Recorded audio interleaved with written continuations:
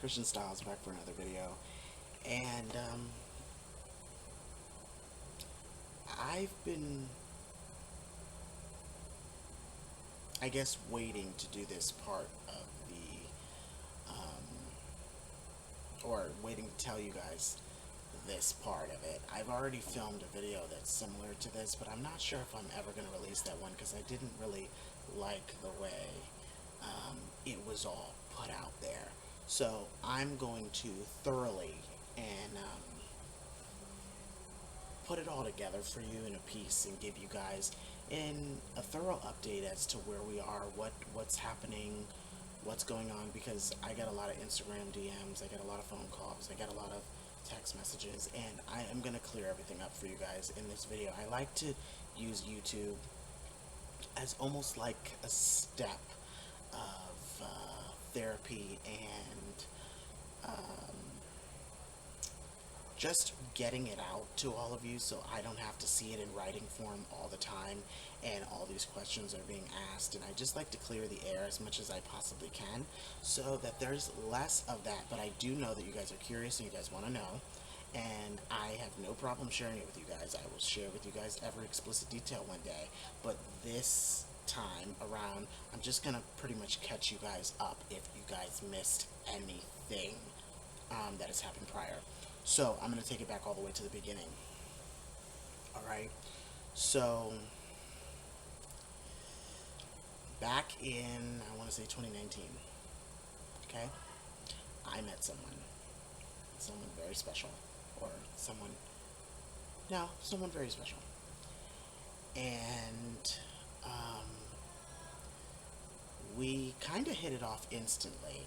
I'm not going to go into full detail on how that happened, but we hit it off instantly, and then we were both in cosmetology school at the time. I was still attending Sheridan Technical College in Hollywood, Florida during this time when we met. I had come back to the school after being on an extended break, and if you need to know what that means in terms of the suspension that the college put me on, you can watch further back videos to find out what that suspension was for and all that. Did I address that? I don't think I really addressed it, but I think I did mention it. But it is on the channel somewhere. And so I came back, and obviously there was a new crop of new students after the 6 weeks or something that they suspended me for, or whenever. I think it was, no, it was longer than two. It was like 2 months, 3 months they suspended me for. But anyways, I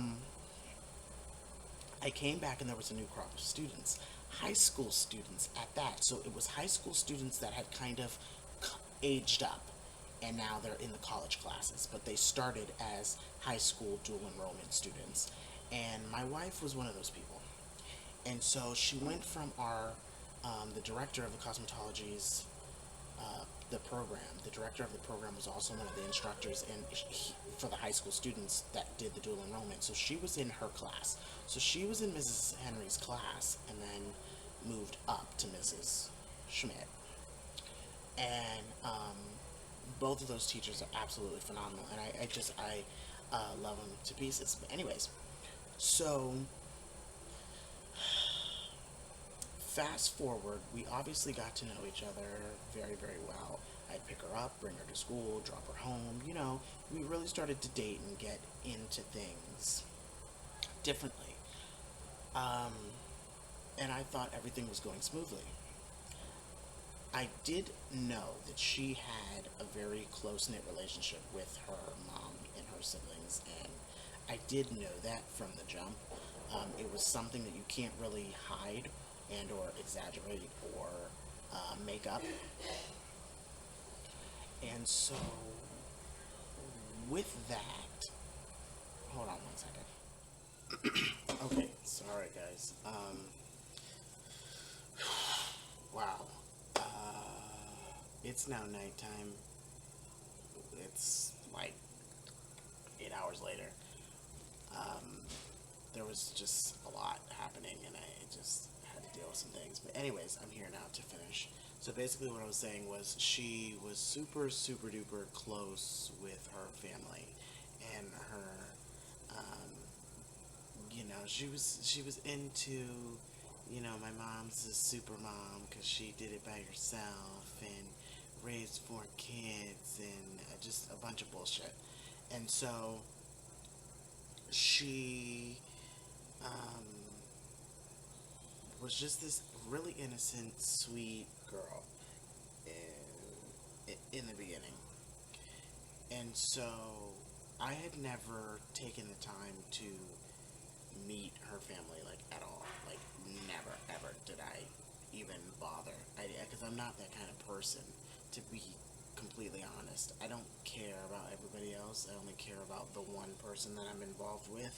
The rest of the family doesn't matter to me, not ethically, not morally. I don't care because I am not that kind of person that's going to engage with them on a regular day-to-day basis anyways. I was never that way in any of my relationships, and I've had a lot of serious relationships, and I have never been up their mother's ass or up their sibling's ass, or I'm almost never in the same room with them, to be completely honest. And so um, that was a problem. And from I want to give a particular time frame from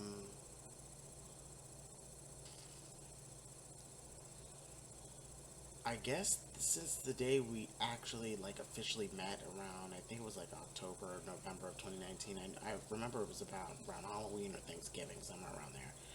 And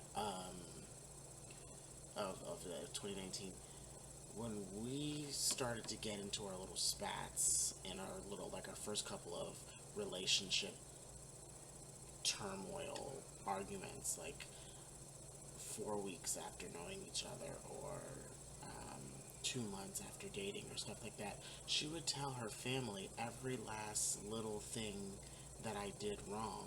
And mind you, they have not met me, they have only seen me from afar, and have had nothing but disrespectful things to say about me from the very beginning, which my wife was telling me every single time they said something negative about me, they would tell me, but I'm like, it never really hit me thinking, what is it that you're telling them that makes this come up? Because nobody just says nasty things about somebody for no apparent reason. But with these kind of people, yeah, they're pretty disgusting human beings. So yes, some of this was just, it wasn't her motivated. It was self motivated. They took it upon themselves to say and get involved in a situation that didn't pertain to them. So I can't blame everything on my wife, but she was saying some things that she shouldn't have said and telling them things that she shouldn't have told them. And you know that old saying, don't ever tell your family things that your man does that you don't like, because when you squash it and move on, they're still holding on to it because they think that they're defending you or whatever. And in reality, they just look stupid. So that was what happened for the first couple of years. And I never met um, my wife's mother until she came to the hospital uninvited. Now, their account is going to be very different because they're going to say, like, we were told where to come, we were told the room, we were told everything, but nobody understands what was happening behind the scenes. Now, my wife, during delivery, my son was born on June 24th of 2022, and on that day, I made it clear on the weeks and months leading up to it that I wanted this to be a very private moment. I wanted it to just be us. And I don't know how much more clear I could have made that. And so when we got there and she was jacked up on drugs because of the epidural, I was just like, all right, well, maybe I can actually get away with this just being immediate family only. And that's what I intended, and that's what I wanted. And as the head of household and the husband, I should be allowed to say, I don't really want any guests here. They can come tomorrow. They're free to come tomorrow. Just not today. I don't really think that they should be here. I don't think it's appropriate. And I have every right to say that. And so with the hours leading up to her giving birth, I remember it was nighttime. It was the night before. It was the 23rd. And we were like, she's in pain, but what are we supposed to do? Are we supposed to go to sleep? We didn't know if we were going to have the baby in the middle of the night or if he was going to come in the morning. So we were just chilling. And she probably doesn't remember this because she was jacked up on drugs, but that's not the point. So, um, I was like, all right, maybe, we can get away with it. She argued me down the whole night. And so I'm thinking, okay, she's not going to let this go. She wants them to be there. And so her mom used emotional manipulation to get her way into the hospital because she was telling her, no, my husband doesn't want that. Chris doesn't want that. He doesn't want nobody here. And it was like, we feel sad and blah, blah, blah. And she's crying and carrying on and being extra. And so she used emotional manipulation, which is just so wrong. And my wife basically forced me and gave me ultimatums and all this type of shit behind the scenes if I did not allow it to happen. So I was like, all right, I'm gonna allow it to happen, but that doesn't mean I have to be happy about it. That doesn't mean that I have to be here. Like, I went home to check on our dogs and stuff. Like, I left the hospital when they were there because I was just like so totally disgusted. And then her um, and then her mom came over to the side of the room that I was on, and just took a few steps over. It wasn't even it wasn't like we were on the total opposite end of the room, but she took like 5 steps towards me, and was like, obviously we're gonna have to have a conversation. And that right there was the trigger for me because I'm like, bitch, what? Who the hell are you? There's nothing for us to discuss at this point. It's 2022. All the shit and all the F bombs and the derogatory terms and everything that you've called me, threatened to come to my mother's property and quote, whoop my ass and all this kind of stuff that you're saying on the phone, trying to defend one of your children that also is in the wrong and should learn to stay in a child's place. So she's just a bad influence altogether. And and for this reason, for the toxic behavior that we've had from 2019 up until he was born, and her kicking my wife out because she got married to me and using residency as a way to control her, and you need to get an annulment, and all this stuff that was happening in all of those years from 2019 to 2021, we went through homelessness. It was bad, guys. It was bad.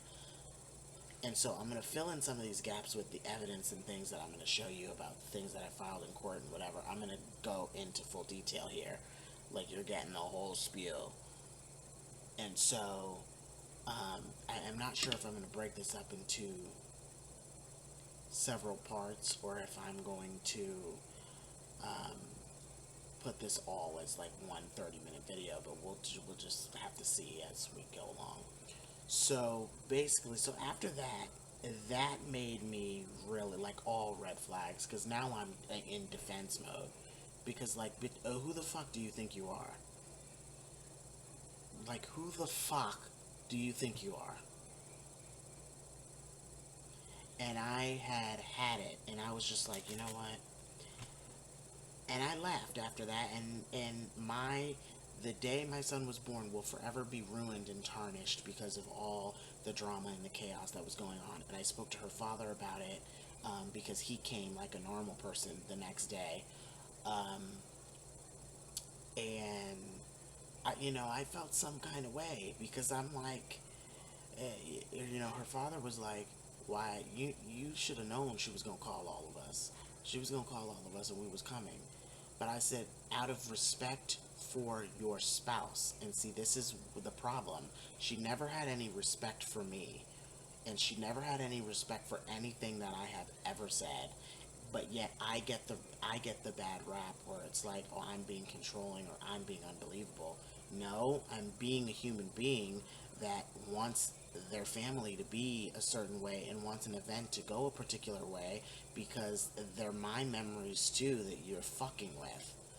So not everything is about you. And so I have every right to say, no, I don't believe that this should be a fucking powwow, and this shouldn't be that kind of event. That can happen at a later date. And first of all, why would you want, with all the negativity that has transpired over the years, why the fuck would you allow them to disrespect me all the way up until the day he was born, and then all of a sudden I'm supposed to be peachy keen with them showing up in the hotel room that my insurance is paying for? Like, get the fuck out of here.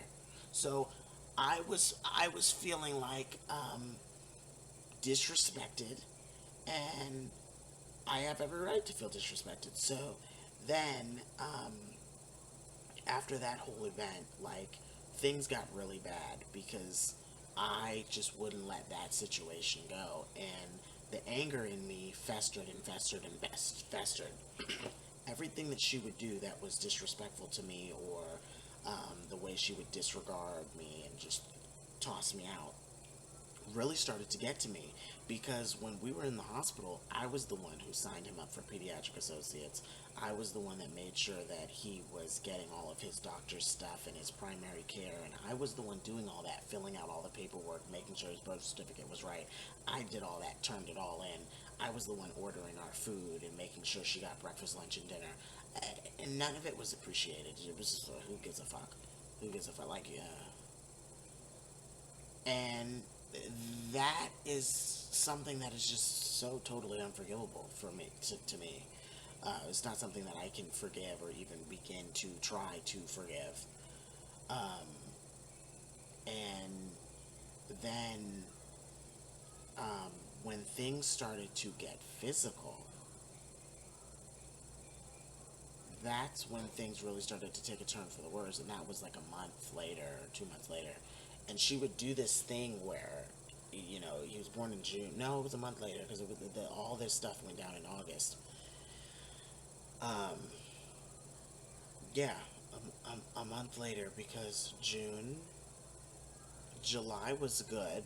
July was good. So a month later, so 30 days after is when all the bad stuff happened. So when I say a month later, I don't mean July. I mean a full 30 days had passed from like the 24th of June when he was born, a month later. So that would be August.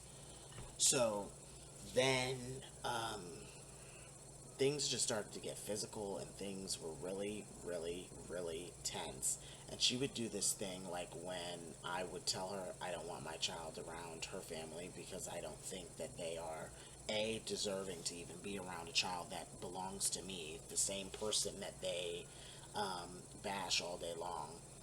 Then on top of it, I don't believe that if the problems haven't been fixed, that we need to be conversing or in that kind of space with each other. It just shouldn't happen. It's not okay. It's disrespectful to me, and you just need to learn to honor your husband's wishes and learn to submit. And that is the most disrespectful thing that you can do, when you just kind of, oh, fuck what he's saying. It doesn't matter. And so the YouTube videos that I put up prior that was my way of getting my side of the story out, because when I tried to reach out and sit and have lunch and do things and fix the problem, her mother and siblings refused to have the conversation. Flat out refused. Every single time I've reached out more than 15 times. And the reason why I know that is because I remember having these conversations with my wife. Some of them are recorded, and I have a lot of text messages to prove that I was telling Akaya, you need to go tell your mom this. You need to go tell her that this needs to end. And it never did, because she never, or maybe she did tell her mom, and her mom just flat out refused, but she would always come to me and tell me that's not going to happen. I don't know if she actually took the time to make it clear that it's not an option. This is my husband. You disrespected my family. You've disrespected my husband. You've disrespected our union. This needs to happen, or you could say goodbye to me and the relationship you have with me. That is the parameter that I placed on her, which is not a bad thing to place, because first and foremost, that's what you're supposed to do. You're supposed to defend your spouse the same way she expected me to defend her to all the people in my life, which that was never really a problem because my mom and dad didn't ever say anything nasty about her outside of the situation that's happening now. But in any case, there's there's just no evidence of anybody being any nasty or any kind of way to her from this end. And so my biggest issue with that was I would just leave. I'd go to the store or I'd go somewhere because I was in charge of everything. Everything that pertained to the house, everything that pertained to CJ, everything that pertained to stocking his stuff, everything that pertained to getting him clothing, everything that pertained to the groceries, everything that pertained to cleaning, because she never wanted to clean. She was the most uncleanly person ever, leaving poopy diapers, piss diapers, all on the windowsills, everywhere, open period pads in the bathroom. She's just not the cleanliest woman. I'd come home at 4 in the morning and have to cook my own self dinner, and then I'm like, what are you doing all day? Oh, I'm taking care of the baby. The baby's fine. He's one of the best babies in the world. He doesn't cry. He doesn't make a fuss. He doesn't do anything. Now, mind you, the reason why I know that is because I was the one doing everything for him. She may have been the one physically with him during the day while I busted my ass for hours on end, day after day, for 11 months while she sat at home and refused to put him in daycare because she didn't want to put him in daycare when he's 3 months old. But she stopped working when she was 7 months old, so I was busting my ass to make a living for us and to get us into a place after our homeless situation. Like, nothing was appreciated. It was one thing after the next that I felt like, do you not see what I'm doing?